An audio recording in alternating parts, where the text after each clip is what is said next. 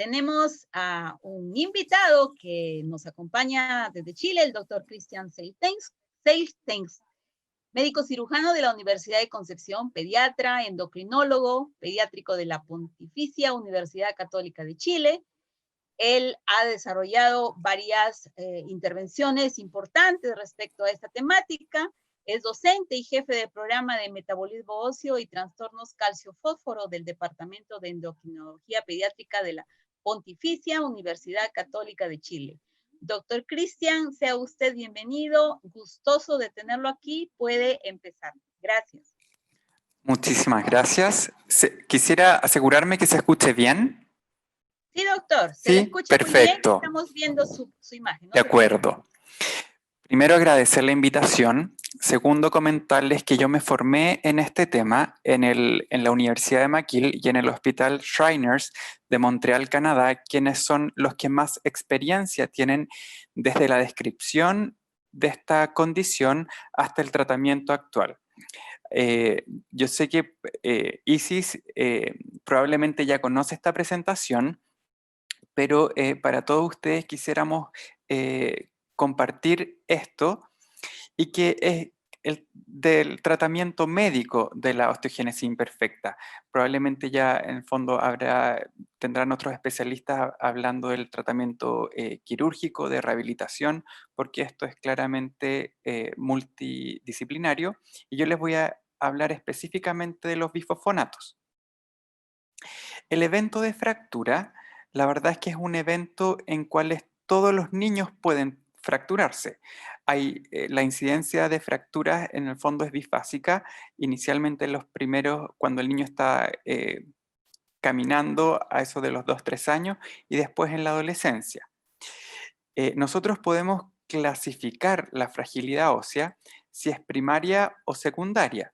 Si primaria como la osteogénesis perfecta, que es lo que vamos a discutir hoy día, pero también hay otras condiciones que nos pueden llevar a tener fragilidad ósea y que también tenemos que tratar.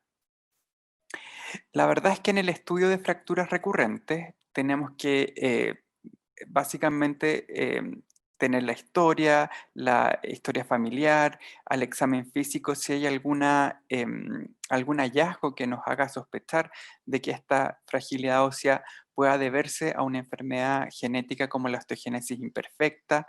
La verdad es que necesitamos laboratorio, densidad ósea, radiografía, que es fundamental, y al final tenemos estudios genéticos. La importancia de la radiografía lateral la quiero manifestar porque muchas veces podemos tener pacientes con osteogénesis tipo 1 que no han tenido fracturas de fémur o de brazo, pero uno tiene que ir a buscar dirigidamente si existe o no fracturas vertebrales. Yo creo que esto también ustedes lo saben. En la última revisión de la clasificación de displasia esquelética, que es donde se engloba la osteogénesis imperfecta, hay 5 tipos de clasificación clínica, siendo la 1 la más eh, suave, la tipo 3 más severa, la tipo 4 de características intermedias.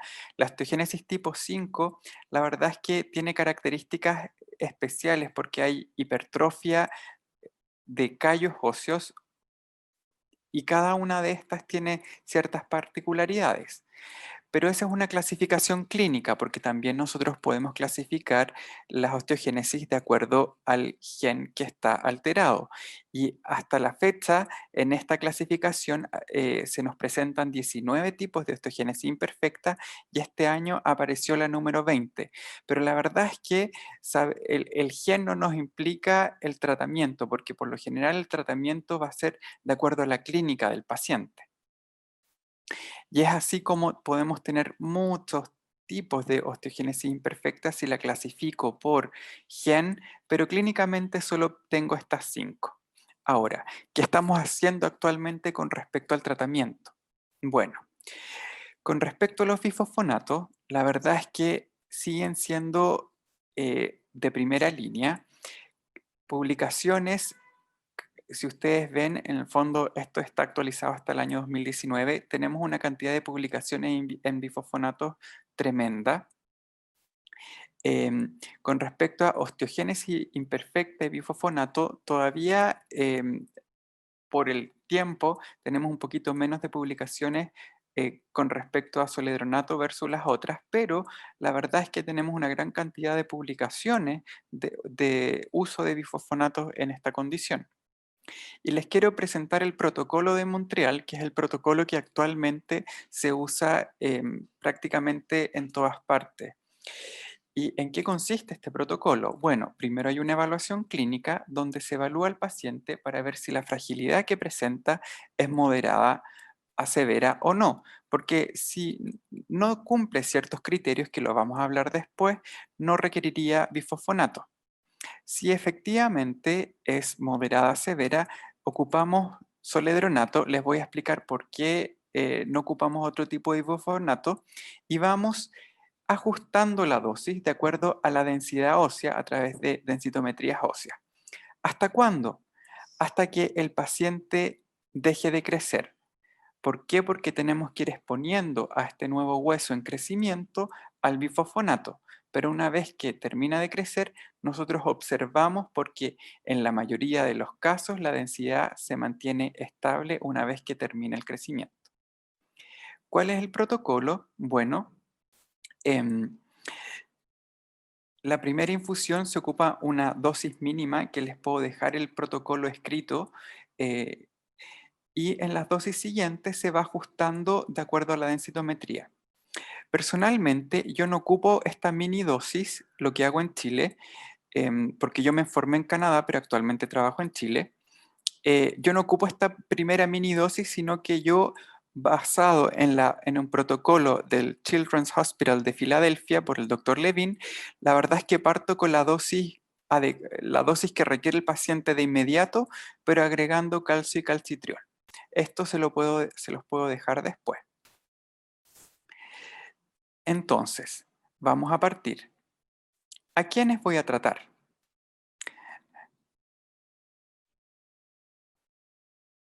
Y voy a tratar dependiendo de la condición. En los pacientes con osteogénesis tipo 1 no necesariamente se tratan. ¿Quiénes se tratan? Los pacientes que tengan fracturas vertebrales es la razón más frecuente para iniciar el tratamiento, o que tengan 2 o más fracturas de huesos largos, mientras que en los otros tipos de osteogénesis todos se tratan. ¿Por qué tratamiento endovenoso y no oral, si sería tanto más fácil? ¿Por qué soledronato y no pamidronato?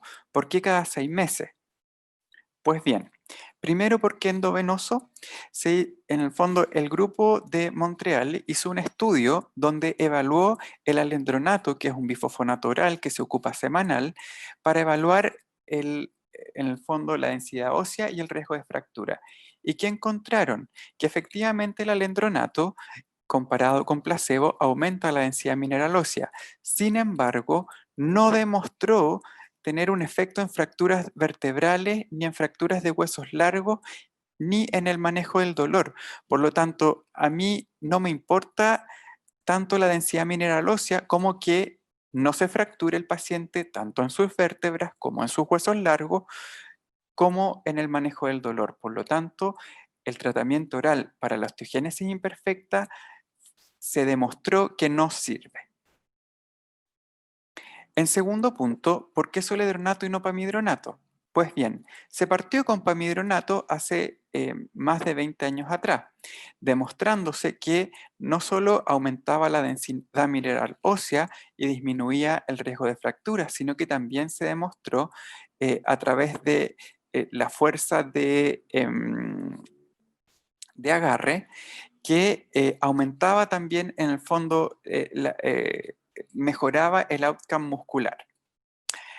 Em, por lo tanto, se demostró que los pacientes mejoraban con este fármaco, pero la verdad es que el soledronato es mucho más fácil de administrar. ¿Por qué? Porque el pamidronato se tiene que administrar en 3 días seguidos, porque el riñón del niño no le da para dar una dosis completa, por lo tanto se fracciona en 3 días. Cada infusión dura 4 horas del pamidronato versus la del soledronato que dura 45 minutos. El intervalo de infusión del pamidronato es de 3 a 4 meses, mientras que el soledronato, después de los 2 años de edad, es cada 6 meses. Inicialmente, antes de los 2 años de edad, igual es cada 4 meses, y el pamidronato es cada 3. Entonces, ¿qué es lo que pasa? Si uno hace el cálculo en cuanto a visitas por año del paciente, hospitalización, días cama, riesgo de infecciones intrahospitalarias por mantener a un paciente más tiempo en el hospital, la verdad es que sale mucho más conveniente ocupar soledronato versus pamidronato. Y eso es lo que hay que hacer, porque si en el fondo uno va al valor solo de la ampolla de pamidronato versus la del soledronato, la del pamidronato va a ser un poco más barata, pero si tú incluyes en el cálculo los días de hospitalización, el riesgo de infecciones por tener más días al paciente, el tiempo de estadía, claramente es mucho más barato el soledronato. Con respecto a la eficacia, la verdad es que son similares, así que en algún centro no hay soledronato y hay pamidronato, pues bien, el outcome y el beneficio va a ser similar.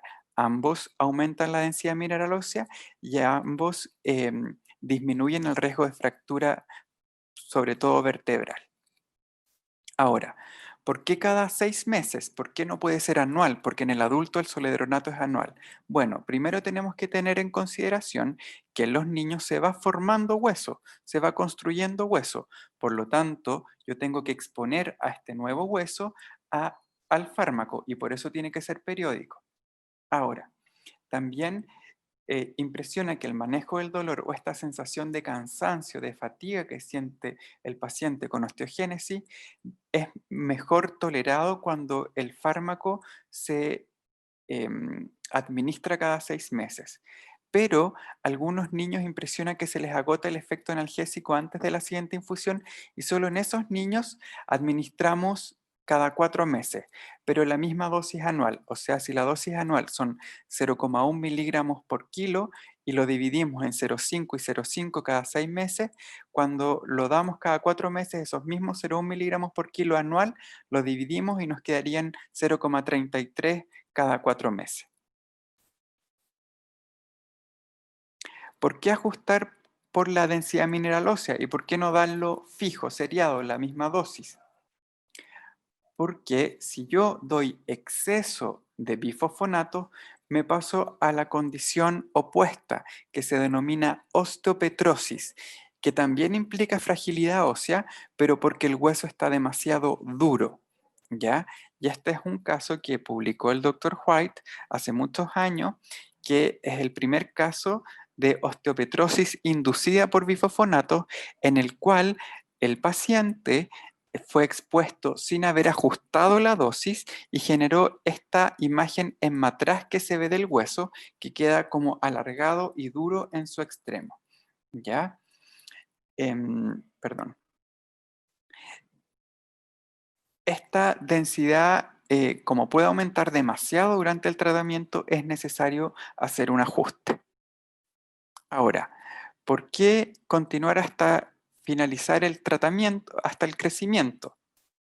Pues bien, y esto es algo que quiero que tengan en consideración. Aquí hay varias formas, yo no entré en formas de evaluar la densidad mineral ósea, pero hay varias formas de evaluarla.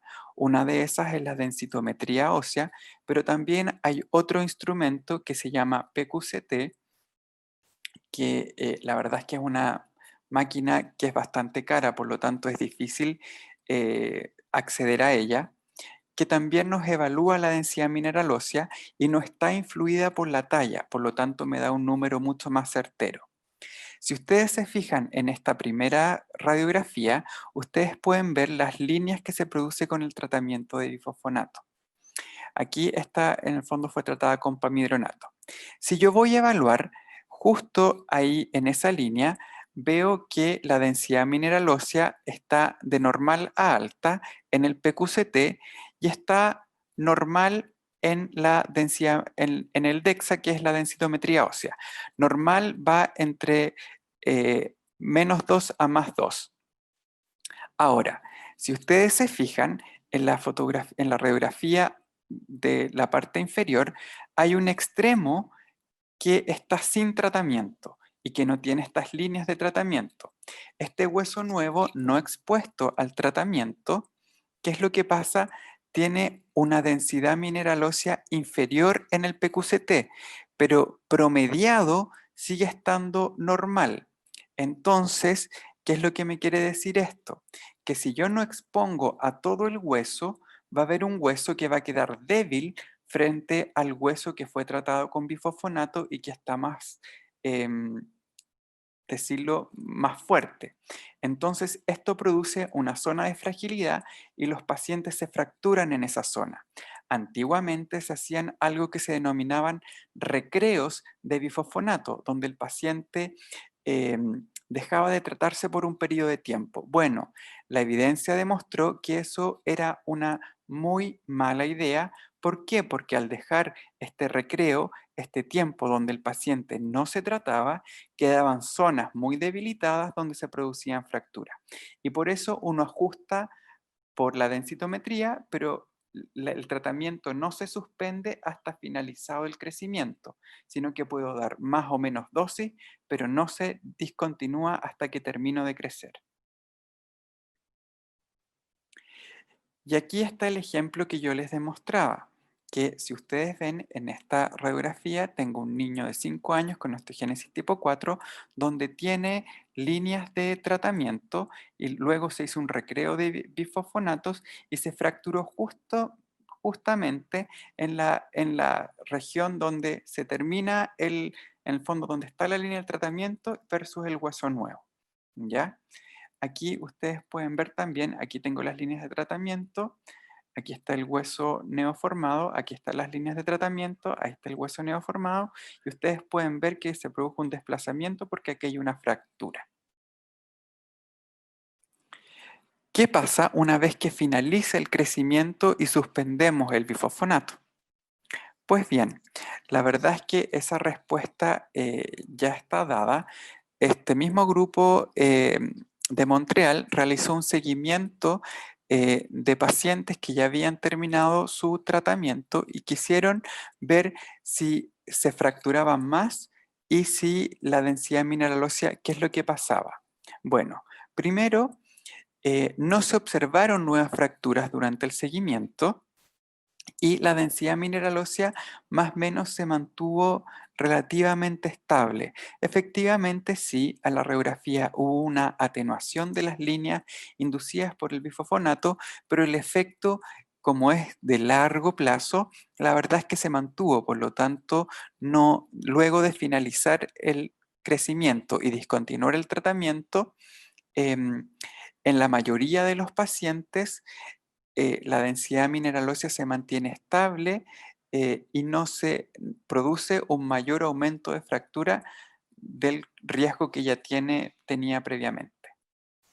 Ahora, esta es una pregunta que es muy clásica, es que, ¿qué es hacer en caso de fractura o en caso de cirugía?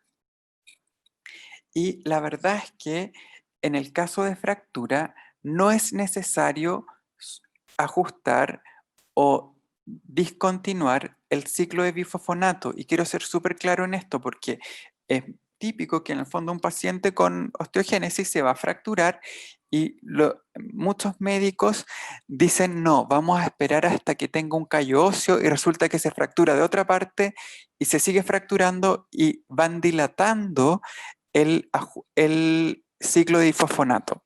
Quiero decirles enfáticamente que eso ya no se hace, que independiente de la fractura no se requiere ajustar el ciclo de bifosfonato luego de una fractura.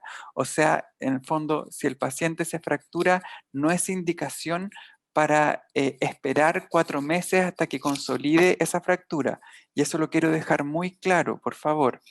Lo que sí diferimos es cuando ha habido una cirugía, porque ahí, cuando hay una cirugía en la cual hay, por ejemplo, la introducción de un clavo endomedular, se sugiere no administrar bifosfonatos 48 horas previo a la cirugía y durante los 4 meses siguientes de la cirugía.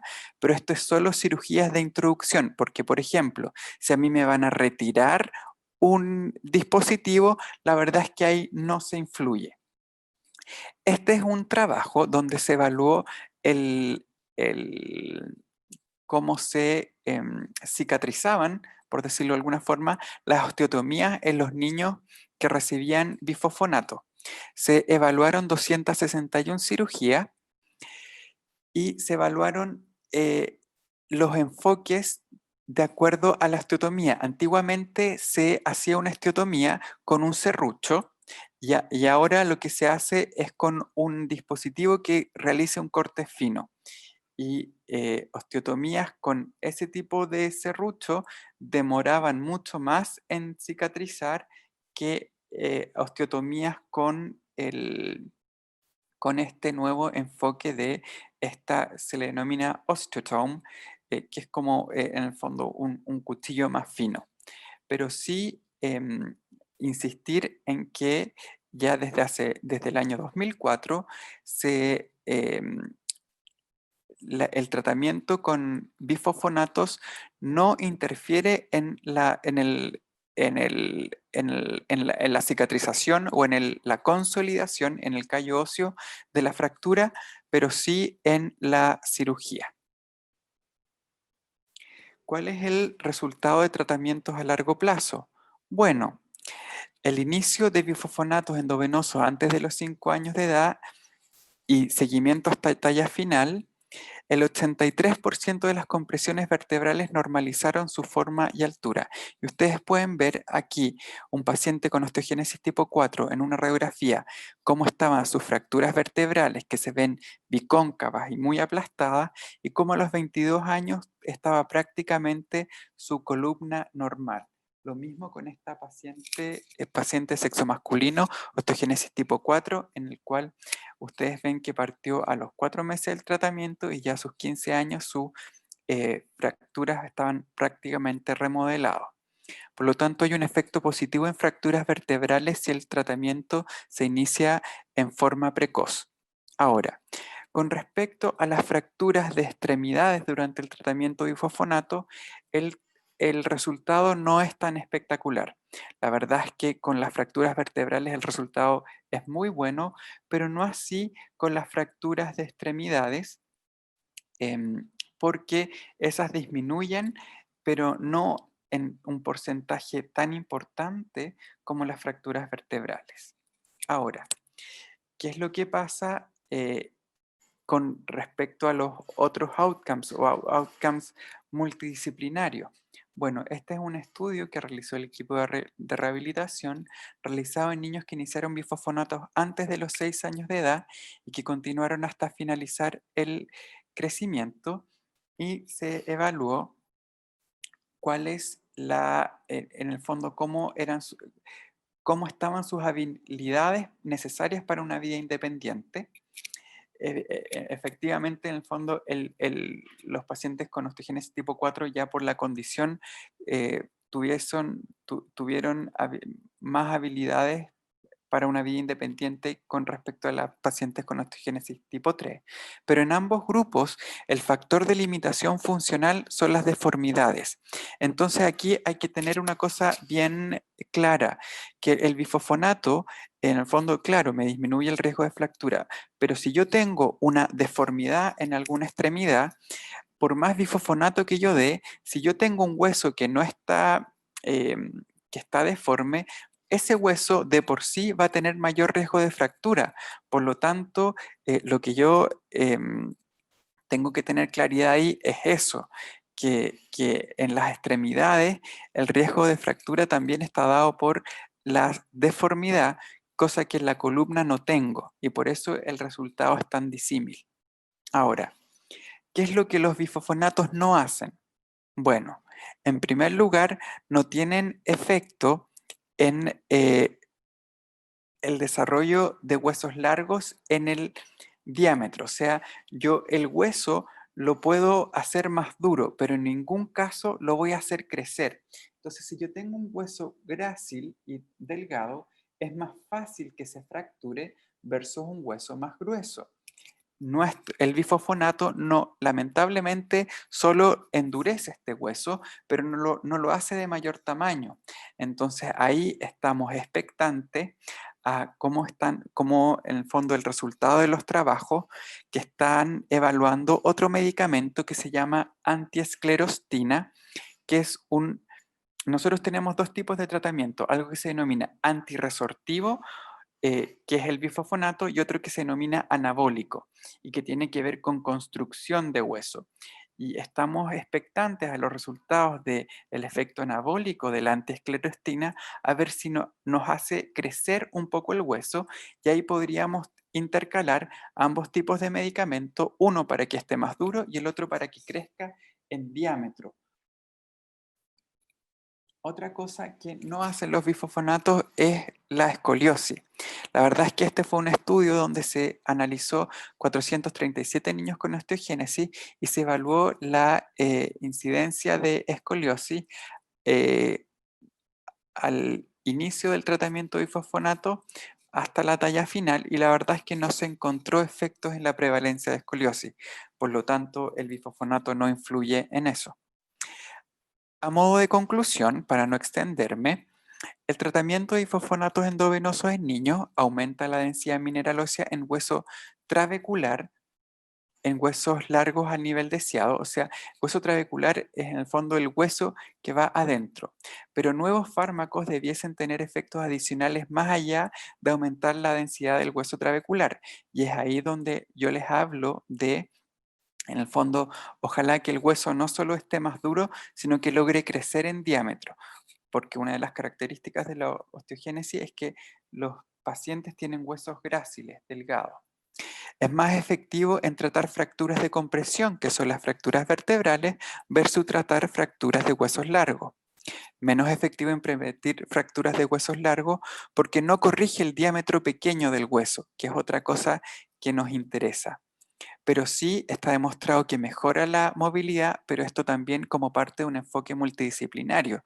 O sea, aquí yo necesito al terapeuta ocupacional, necesito al kinesiólogo, necesito también al equipo de nutrición, necesito a la enfermera, necesito a la educación. Y por último, no previenen la escoliosis. Y eso es lo que les quería comentar hoy día con respecto a tratamiento de osteogénesis imperfecta, y no sé si hay alguna pregunta del grupo, si alguien quiere preguntar para responder, o si estoy Doctor muy pasado Cristian, en el tiempo. no ¿Sí? se preocupe, estamos con los tiempos ahí.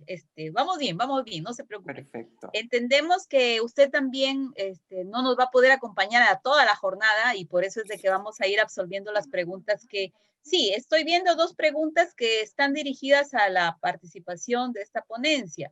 Perfecto. Una de ellas nos dice, Katy nos pregunta, ¿bifosfonato es lo mismo que alendronato o es similar? Claro, bifosfonato es el grupo de medicamentos dentro de los cuales se encuentra el alendronato, el pamidronato, el soledronato. Lo que pasa es que el alendronato es oral a tomar y el soledronato y el pamidronato son endovenosos. Y como les comenté, para reducir el riesgo de fractura, lo que está demostrado en la osteogénesis imperfecta es lo endovenoso, no lo oral. Ok, doctor, muchas gracias. Y aquí hay otra pregunta, dice, ¿el bisfosfonato ayuda a pseudotrosis? Claro, primero definir que la pseudoartrosis es la no cicatrización del hueso, o sea, en el fondo se me produce una fractura y en vez de consolidar y pegar, me queda un espacio ahí. El bifosfonato no ayuda a la pseudoartrosis a consolidar, ayuda a veces en el manejo del dolor, y cuando esa pseudoartrosis duele, porque no todas duelen, ahí tiene algún sentido, pero si no duele, la verdad es que no ayuda. Muchas veces ahí lo que hace el cirujano es ir a cortar con este osteotom, que es en el fondo algo finito, ambos extremos, para ver si ahí logra consolidar. Pero el bifosfonato no va por ahí. Ok, y aquí nuevamente hay una consulta. Bueno, nos cuenta una experiencia, ¿no? Dice, el alendronato es bueno para adultos porque yo nunca tomé bifosfonato de niña. Recién hace 2 años tomé alendronato, debo seguirlo tomando. Me recetaron alendronato porque el vía intravenoso no era conveniente para mí. Claro. Desconozco ahí por qué era la razón de que lo endovenoso no era conveniente. Desconozco cuál sería la contraindicación, pero sí decir que en adulto el alendronato sí tiene un poquito más de evidencia, pero en niños no. Ahora, no es que en el fondo en el adulto sea mejor o peor, porque en el adulto el oral tiene un poco más de indicación, pero en el niño definitivamente no la tiene. Ok, y aquí hay una pregunta que nos dice lo mismo, está orientada hacia lo mismo. ¿Hasta qué edad podemos iniciar o es recomendable aplicar el bifosfonato? La verdad es que el bifosfonato, desde qué edad iniciarlo, la verdad es que depende de la condición. Si es osteogénesis tipo 3, tipo 4, tipo 5, la verdad es que nosotros partimos desde el momento del diagnóstico, ya sea en el fondo como neonato, en el recién nacido, en neonatología, podemos partir a los 3 días de vida, tan precoz como eso, o durante el diagnóstico, durante toda la infancia y adolescencia. Con respecto a la etapa adulta, ahí en el fondo si ya tengo no solo una densidad mineral ósea disminuida, sino también fractura, claro que también tendré indicación. Entonces la verdad es que yo puedo iniciar el tratamiento a cualquier edad, pero sí tengo que tener claro que en el fondo con un diagnóstico precoz e iniciado precozmente, claro que esta remodelación de las fracturas vertebrales se me produce y me quedan en el fondo las vértebras grandecitas en vez de estar aplastadas versus si yo parto de forma más tardía. Ok, doctor. Aquí nos preguntan si es que hay alguna experiencia con Prolia denosumab. Denosumab, efectivamente. La verdad es que a diferencia del adulto, ¿qué es lo que pasa? El denosumab es un anticuerpo que actúa en una molécula que produce la degradación del hueso. Entonces, yo al bloquear esa molécula que produce la degradación del hueso, se supone que mi hueso mejora su calidad. Pero este tratamiento dura poco, porque no es algo más permanente que quede en el hueso versus el bifosfonato. Entonces, el denosumab lo ocupamos en cierto tipo de osteogénesis, por ejemplo, en la osteogénesis tipo 6. ¿Qué es lo que hacemos? Ocupamos denosumab separado cada 3 meses y hacemos secuencia denosumab, soledronato. ¿Por qué? Porque el soledronato me permite fijar la acción del denosumab. Porque si yo aplico denosumab y después termino, toda la densidad mineral ósea ganada se pierde rápidamente porque ese efecto de ese medicamento dura poco. Entonces se disuelve el hueso y hay reportes en niños que ese proceso es rápido, no es como en el adulto y provoca hipercalcemia. Por lo tanto, sí, sí tenemos experiencia en denosumab, pero no en todas las osteogénesis, solo en las más severas como la tipo 6. Ok. Aquí hay una pregunta más que nos dice, en adultos con osteogénesis imperfecta que tiene dolores de huesos, ¿qué tipo de tratamiento puede tomar, intravenoso o oral? La verdad es que para el manejo del dolor también es algo multidisciplinario.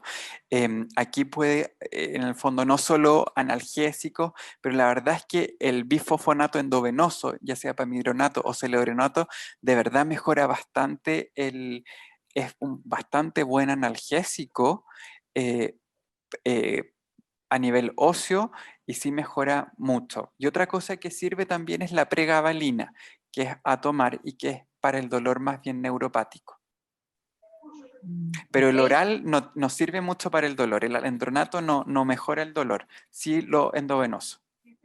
Ok, doctor. ¿Y en qué, acá hay otra inquietud, dice, en qué situaciones se da de alta y para el tratamiento de solendronato? ¿Qué medicamentos se recomienda para engrosar huesos en caso se los tenga muy delgados? No entendí esa pregunta porque el tratamiento solo es bifosfonato. Lo que pasa es que depende de la edad, pero durante la infancia es el endovenoso, como el pamironato o el zoledronato, el que va a tener mayor efecto. Pero no entendí muy bien esa pregunta, ¿a qué se refería? Bueno, nos dice aquí, ¿en qué situación se da de alta y bueno, estoy leyendo textual, y se para de dar el tratamiento de Ya, solendronato? en el fondo el zoledronato, como les expliqué, se termina de dar cuando finaliza el crecimiento. O sea, en el fondo entre 14, 15, 16 años, dependiendo de la edad, yo termino el tratamiento. Yo al paciente no lo voy a dar de alta, yo lo voy a estar siguiendo, evaluando si presenta nuevas fracturas y si su densidad mineral ósea disminuye. Si resulta que se mantiene sin fracturas y su densidad mineral ósea se mantiene estable, voy a continuar su seguimiento. Si resulta que su densidad mineral ósea decae y empieza a fracturarse mucho o tiene mucho dolor óseo, yo voy a reiniciar el tratamiento. Pero el paciente nunca se va a ir de alta, sino que uno hace un seguimiento. Pero sí, a modo grueso, el tratamiento finaliza cuando finalice el crecimiento y después yo evalúo caso a caso si es necesario reiniciarlo o no.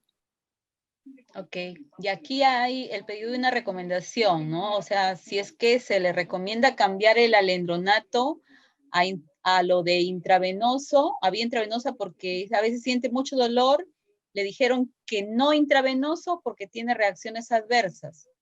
¿Cómo puede hacer para saber si sería bueno cambiar de intravenoso? Pues Lo- sufre adicionalmente de gastritis y tiene colon irritable. Yo personalmente en ese paciente con gastritis, con colon, sí considero que es mejor el bifosfonato endovenoso. Lo que pasa es que muchas veces los colegas no tienen tanta experiencia con el bifosfonato endovenoso y como la primera infusión puede generar un poquito de fiebre y baja el calcio, los colegas tienen un poquito de temor cuando no conocen bien el medicamento. Entonces pasa eso. Pero aquí la verdad es que uno puede tomar las precauciones del caso advirtiéndole al paciente que con la primera infusión puede tener un poco de fiebre, así que vale la pena tomar paracetamol o ibuprofeno y Ay, que tiene que estar tomando, en el fondo, durante las primeras 2 semanas desde dada esa infusión, tiene que estar con mayores ingestas de calcio para que no vaya a provocar una hipocalcemia. Esos efectos secundarios solo se producen con la primera infusión y después ya no se vuelve a producir. ¿Aló? hay una consulta, sí, Sí. hay una consulta que nos dice, bueno, es una consulta y más que todo es una cuestión más personalizada, ¿no? Es decir, una bebé de tipo 3 recibió su primer tratamiento de sol desde los 15 días bajo protocolo Schrinners, pero la Claro. dosis es de bajo peso al nacer, solo se le hace examen de calcio y vitamina D. ¿Está bien? Está bien, lo que pasa es que muchas veces no hay mucha experiencia en hacer densitometrías óseas en lactantes, entonces durante los 2 primeros años de vida uno hace un protocolo estándar donde todos reciben en el fondo cierta dosis, 0,025 miligramos cada 4 meses, y es una dosis, y es una forma estándar de hacerlo hasta los 2 años, pero uno después de los 2 años de edad debiese estar ajustando con densitometría. Ok, doctor. Y aquí finalmente, cuando usted habló, dice, de un medicamento para engrosar el hueso, ¿se está dando actualmente este tratamiento a algunos pacientes con osteogénesis imperfecta? Está en estudio. El protocolo en niños todavía no ha partido. Iba a partir a fines del año pasado, perdón, iba a partir este año, pero la verdad es que con la pandemia se postergó su inicio, que son los anticuerpos antiescleroestina. Y con los adultos, sí, la verdad es que ya está finalizando el tratamiento, o sea, perdón, está finalizando el estudio y ya hay resultados publicados con buenos, em, con resultados auspiciosos. Entonces, la verdad es que en adultos se está haciendo, pero recién inicialmente. En pediatría todavía no se está haciendo. Ahora es un medicamento bastante caro, entonces no es algo que esté al alcance de todo mundo, porque Ok. recién es bastante nuevo. Sobre los efectos secundarios del tratamiento intravenoso, pregunta si afecta, por ejemplo, los que sufren de taquicardia o bronquitis crónica.